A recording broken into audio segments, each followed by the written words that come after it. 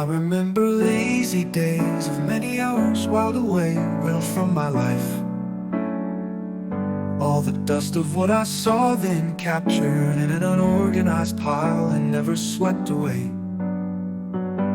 Those leisure pastimes when nothing was mandatory, just me and Amanda laying under a willow, chewing on some tall grass stem, watching the birds moonwalk the tree limbs, squawking over imagined territories. As clouds gathered in clusters to steal my sun, straw hat pulled over my eyes when the view became a burden, as tiny holes with the scent of old hay became my whole world.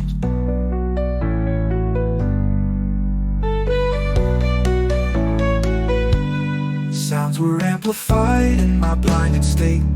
The splash of pool water as someone's cool daughter played Ethel Merman in 4 inches of aqua. The transistor radio scratched a bit of the 60s in the June jambalaya in which we all stew. A plane drone above carrying passengers to places I'd never see in my stationary state. Boys playing stickball on the next block with the occasional schwack of a solid hit intermingled with juvenile obscenities between strikes. TVs dribbled dialogue leaking out screen windows as housewives put aside laundry for the soaps that washed away the days of being slave to 5 kids and a hectic daily schedule.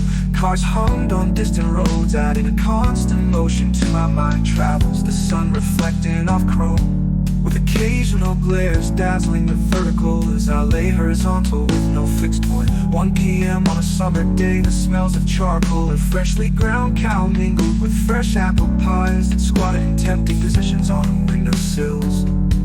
Then suddenly a blonde-haired, blue-eyed goddess, heart-wrenching in the flesh. My girl next door plopped next to me with a sweet-smelling worship teasing. I lifted my hat inquiring as to what I was doing and offering something better with a glance that twinkled and allured. I brushed off the hours of accumulated debris buckets and cut grass stems tumbled into natural confetti. Then we wandered off together to some childhood games all long since forgotten. It was a bit of paradise in the midst of the projects where I grew up, a daily whiling away of those precious hours of youth in a sunbath for the dreamer in me that fertilized the poetry I started writing then. It's a place I now wish I could get back to, when the busyness of each day demonstrates how little time we really get in the long view of it all. For I am but one tiny speck of those dust motes I watched dancing in the sunlit beams from a window when I was just a toddler, never amazed at their antics as they went swirling through what seemed to be a slow motion life, only before later, and how quickly it all passes by and is gone.